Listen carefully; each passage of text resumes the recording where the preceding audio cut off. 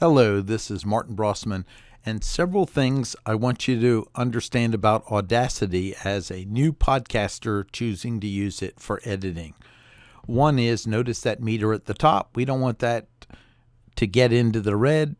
Let it get into the yellow a little bit, but we want a strong signal, but not overdriving it. So somewhere around that 18, 12, that's not bad to start out. Second of all, where do you find the place to select the microphone? Well, we're going to go ahead and stop it right now so we can show you some things. Preferences, Audacity preferences.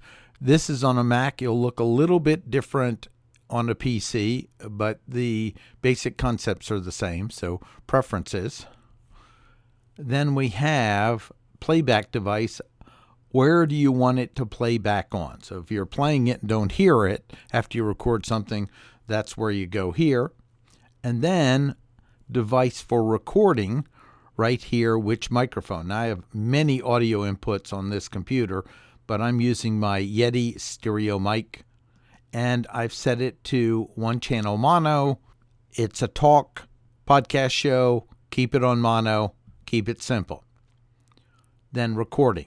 So we click that for recording, and then after we've recorded it and we've edited it, and right now it's in mono, 44 kilohertz at 32-bit float. That's showing the resolution of it, which is more than enough resolution for editing a podcast speaking show. Now let's talk about saving it. So we go into Audacity and then go into the files, and we want to export it, because if you save it, Audacity has its own file structure, and it involves generating a lot of files.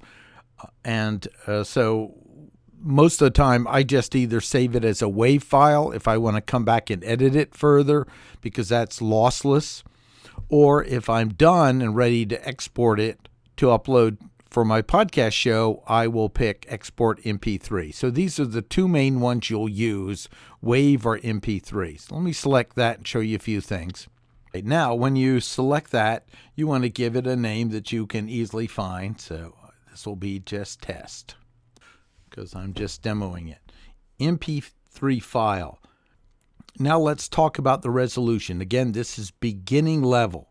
Presets, leave it there. Standard, that's good enough. Remember, when we go up in a larger bit rate, it's going to make the file bigger. So standard is more than good enough for average podcast, especially for voice. Leave it on standard.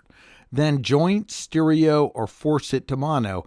For most vocal podcasts, force to mono is fine, because it's going to keep the file clean. It's simple. It's a mono file. People are listening to it, and that will be good enough. Then when we click save, it brings up a screen. Now, you're going to be putting in all the show note yourself. So you can put this in, and it'll embed this into the file, and you don't need to, because you're going to update the show notes yourself and the information.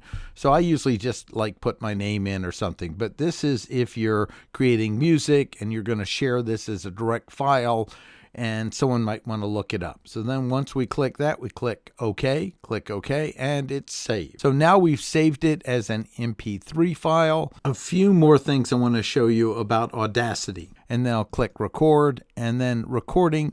This is the record volume you can control.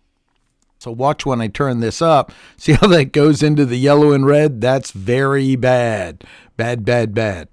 That's clipping, and we don't want that, because you can't get it back when it goes above 0 in this digital world. So we back it down and get it down to a level we're comfortable with. Now, I'm pretty close to the mic right now, but usually you want to be about 6 inches away, not too close, from 4 to 6 inches away.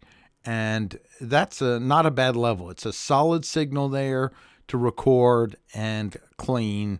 So see how I'm adjusting the volume of the microphone. And this is the one for the speaker. These are just a few tips, and this is all part of my training on introduction to podcasting for small businesses. Remember to click subscribe and the bell so you'll see future videos. This is Martin Brossman. Have a great day.